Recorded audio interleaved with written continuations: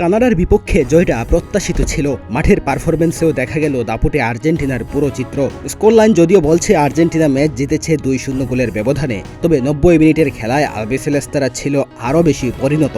Copa America এবং বিশ্বকাপের বর্তমান চ্যাম্পিয়নরা খেললেন চ্যাম্পিয়নদের মতোই, তাতে টানা দ্বিতীয়বার ফাইনালে চলে গেল আর্জেন্টিনা। 2015 সাল থেকেই কোপা আমেরিকার ফাইনালে নিয়মিত মুখ আর্জেন্টিনা, মাঝে বাদ গিয়েছিল শুধু 2019 সালের কোপা আমেরিকা, যেবার সেমিফাইনালে ব্রাজিলের কাছে হেরে সেমিফাইনাল থেকেই বিদায় নিতে হয়েছিল আলবিসেলেস্তেদের। এরপর 2021 সালে শিরোপাটাই জয় করে তারা। এবার তাদের সামনে সুযোগ টানা দুইবার কোপা আমেরিকা জয়ের, যে জয় পেলে ফুটবলে বিরল এক রেকর্ডে নাম উঠবে আর্জেন্টিনার। দুই মহাদেশীয় আসর আর এক বিশ্বকাপে টানা জয়ের কীর্তি এর আগে আছে কেবল স্পেনের। 2008 সালের ইউরো, 2010 বিশ্বকাপ এবং 2012 সালের ইউরো জয় করেছিল স্পেন। এবার সেই সুযোগ আর্জেন্টিনার সামনে। ম্যাচের প্রথম দিকে অবশ্য খানিক ভুগতে হয়েছে মেসিদের। কানাডার আক্রমণ এদিন শুরুতে বারবার বিব্রত করেছে আর্জেন্টিনাকে। যদিও ম্যাচে ফিরে আসতে 20 মিনিটের বেশি সময় নেয়নি কোপার বর্তমান চ্যাম্পিয়নরা। 21 মিনিটেই পেয়ে যায় নিজেদের প্রথম গোল। মাঝ মাঠ থেকে রদ্রিগো ডিপলের লম্বা পাস, সেটা ধরে এক ডিফেন্ডারকে পাশ কাটিয়ে স্কোরশিটে নাম তুলেন হুলিয়ান আলভারেজ। ডি মারিয়া এদিন ছিলেন ডান প্রান্তে।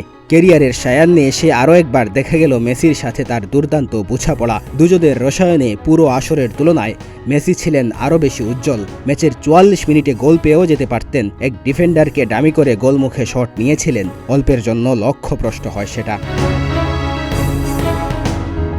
ম্যাচের 51 মিনিটে নিজের কাঙ্ক্ষিত গোল পেয়ে যান লিওনেল মেসি। জটলার মাঝে এন্ডো ফার্নান্দেজের শটে পা ছুঁয়ে বলের দিক পরিবর্তন করেন লা পুলগা।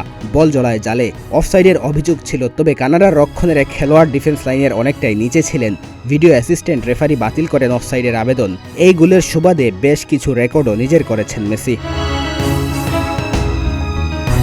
সবশেষ 10 বছরে আর্জেন্টিনা খেলবে তাদের ষষ্ঠ মেজর ফাইনাল। 2014 সালের বিশ্বকাপের পর 3 বিশ্বকাপের মাঝে দুবার, আর 2019 ব্যতীত চতুর্থ কোপা আমেরিকার ফাইনাল খেলতে নামবে আর্জেন্টাইনরা। সবশেষ 3 বছরে দুর্দান্ত সাফল্য পাওয়া দলটার সামনে তাই এখন ইতিহাস গড়ার হাতছানি। ডেস্ক রিপোর্ট, প্রতিদিনের বাংলাদেশ।